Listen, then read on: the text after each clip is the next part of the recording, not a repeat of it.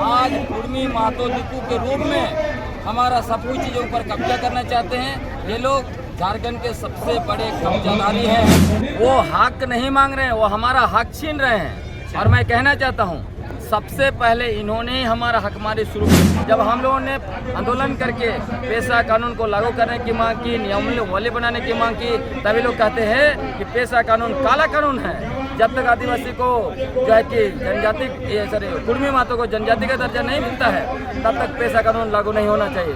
तो हम लोग आदिवासी लोग काले हैं। इन हमारे पुरखों के इन्होंने कहा कोल कुकुर है, हम लोग कोल कुकुर बनना नहीं चाहते। अभी कहते हैं इनका कानून काला है, तो जब हमारा कानून ही काला है, उसमें तुम आना क्यों चाहते हो? क्या तुम्हारे आने से वो कानून गोरा हो जाएगा क्या? कुर्मियों से इनका दूर दूर का रिश्ता है। तो ये जो कुर्मी महतो लोगों का बिहार में और दूसरे राज्यों में कुर्मियों के साथ इतना ज़्यादा बेटी रोटी का रिश्ता कैसे है? आप खोजिए, सर्वे कराइए। कल हम लोग जो है कि जा रहे हैं पलामू किला में लगभग 2 लाख लोग जुट रहा है। उसके बाद जो है कि आगे भी 17 तारीख को रांची में बड़ी रैली है, और उसके अलावा जो है आप 27 तारीख की तरफ बंदगांव में रैली है। ये निरंतर चलते रहेगा, ये रुकने वाला नहीं है। पटना के खूबसूरत रांची जिले में हम उपस्थित हैं और एक कचहरी मैदान है। इस मैदान में आज आदिवासी आंदोलन किया गया है। लाखों की संख्या में लोग उपस्थित हुए हैं। हमारे बीच जो तस्वीरों में आप देख रहे होंगे, मैं चाहूँगा कि आप पहले तस्वीरें आप दिखला दीजिए। ये तस्वीरों में कम से कम लाखों की भीड़ है। ये वही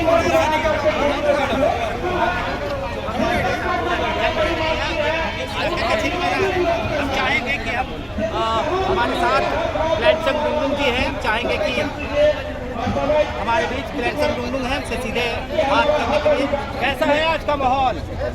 आज का माहौल ऐतिहासिक है, क्योंकि यह उलगुलान की धरती है।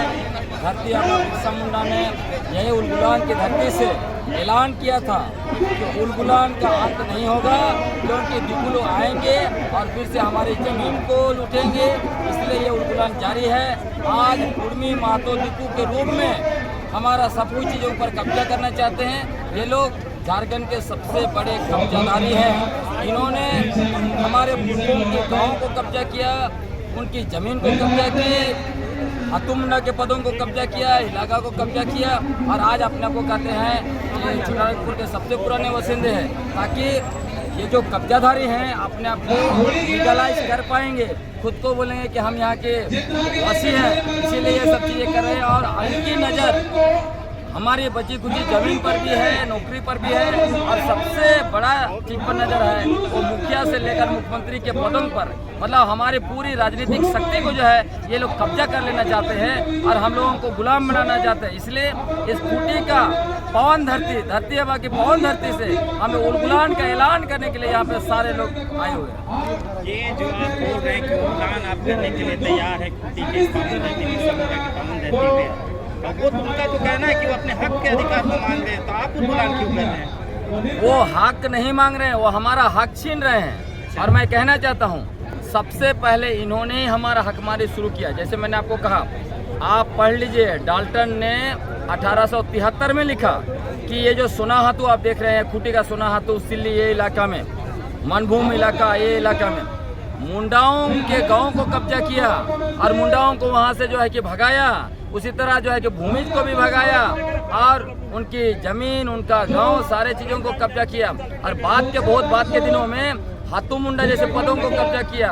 और मैं आपको बताना चाहता हूँ, जब 1996 में पेशा कानून बनाया गया हम आदिवासियों के लिए, हमारे पारंपरिक स्वशासन व्यवस्था को शासन की शक्ति और अधिकार देने के साथ साथ उसको संवैधानिक और कानूनी मान्यता देने के लिए, तब उसको 1997 में इन्होंने कोर्ट में चुनौती दिया। धनंजय महतो ने मांग किया कि पेशा कानून असंवैधानिक है, संविधान के अनुच्छेद 14 का उल्लंघन करता है, इसलिए इसको खारिज किया जाए। और 2005 में झारखंड हाईकोर्ट ने उसको खारिज कर दिया।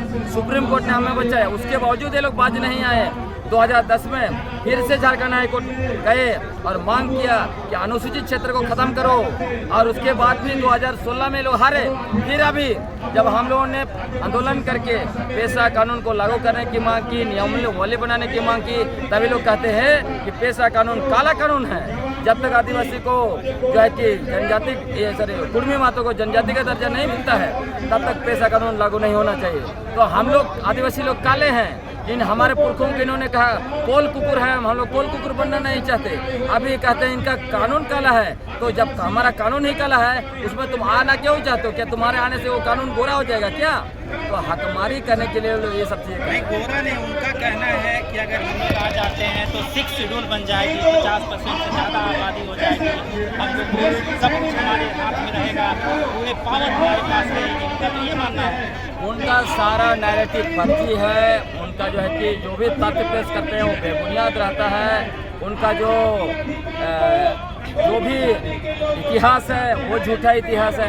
आपने परसेंटेज की बात की, नॉर्थ ईस्ट में चले जाइए, कई ऐसे राज्य आपको मिलेंगे जो 50% क्या 70% ऊपर है, वो क्यों 6 शेड्यूल में नहीं है? ये फर्जी है कि उसी तरह जैसे लोग कह रहे थे कि इनकी जनसंख्या 24% है, ये तो इनका 8% भी शायद होगा कि नहीं होगा। कब इन्होंने जनगणना करा लिया, सब चीज़ को फर्जी तरीके से करना चाहते हैं, तो ऐसा नहीं चल सकता है। कह रहे थे छोटानागपुर के सबसे पुराने बासिंदे हैं।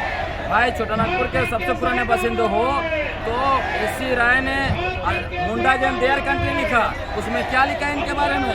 इनके बारे में लिखा है कि ये लोग यहाँ पर प्रवासी हैं, बाहर से आए हुए हैं, यही तो लिखा है एस.सी. राय ने। वो देख लेना चाहिए, वो पढ़ लें, उसके बाद उनको समझ में आएगा क्या लिखा।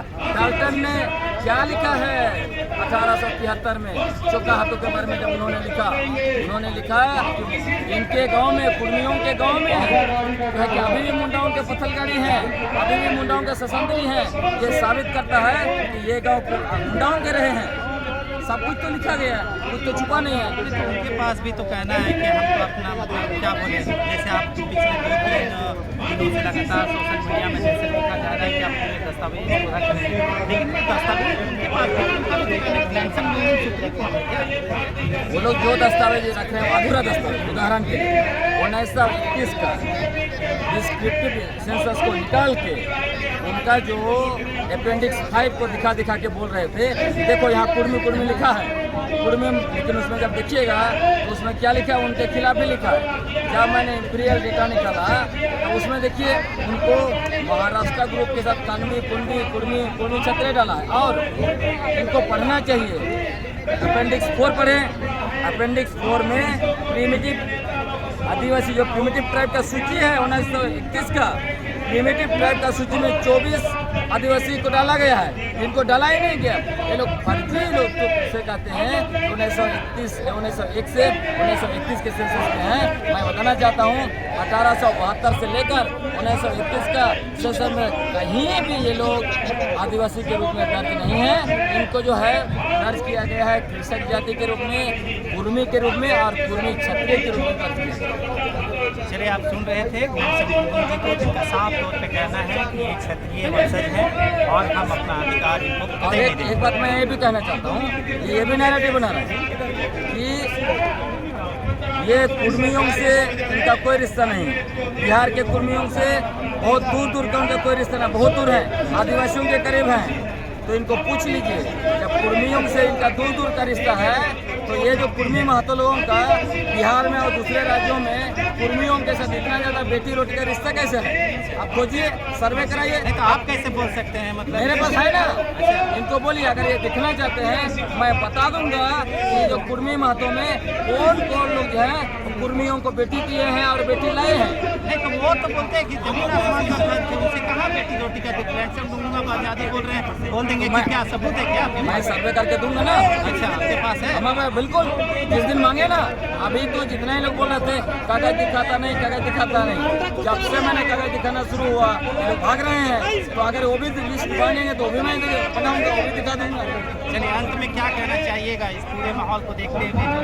पूरा माहौल जो है जबरदस्त है। लाखों की संख्या में गुंडा ड्यूटी से निकल पड़े हैं। यह उलगुलान की तस्वीर है, इनको अभी भी सोचना चाहिए। अभी हमने साबित कर दिया एक दस्तावेज निकाल के कि झारखंड के कुर्मी महतो मूल रूप से महाराष्ट्र के हैं, यहाँ वो सबसे बड़े कब्जाधारी बने हुए हैं। इसलिए ये जो है झारखंड के आदिवासियों से, झारखंडियों से माफ़ी मांग ले और जो है कि आराम से शांत हो जाए। नहीं तो जब हम लोग एक गांव जब खोजने लगेंगे ना, तब इनको बहुत ज़्यादा दर्द होगा। तब हमें ना बोलें कि हम लोग जो है कि गाँव घुस रहे हैं। और आगे क्या है झारखंड में और अन्य जिलों में भी क्या कुछ तैयारियां चल रही है क्या? बिल्कुल तैयारी चल रही है। कल हम लोग जो है कि जा रहे हैं पलामू किला में लगभग 2 लाख लोग जुट रहा है। उसके बाद जो है कि आगे भी 17 तारीख को रांची में बड़ी रैली है और उसके अलावा जो है आप 27 तारीख को इधर बंदगांव में रैली है। ये निरंतर चलते रहेगा, ये रुकने वाला नहीं है। बुलबुलान शुरू हुआ है, हम लोगों ने बौद्धिकता के पीठ पर कुड़ी में महतो को पटक दिया है। आंदोलन के पीठ पर भी पटकेंगे, जरूरत पड़ेगा तो कानूनी लड़ाई में भी पटकेंगे। चलिए, अभी आप सुन रहे थे कैप्टन रंजन जी थे जिन्होंने साफ तौर पर कह दिया है और से लेकर आंदोलन से लेकर हर जगह उन्हें जवाब देने के लिए तैयार है।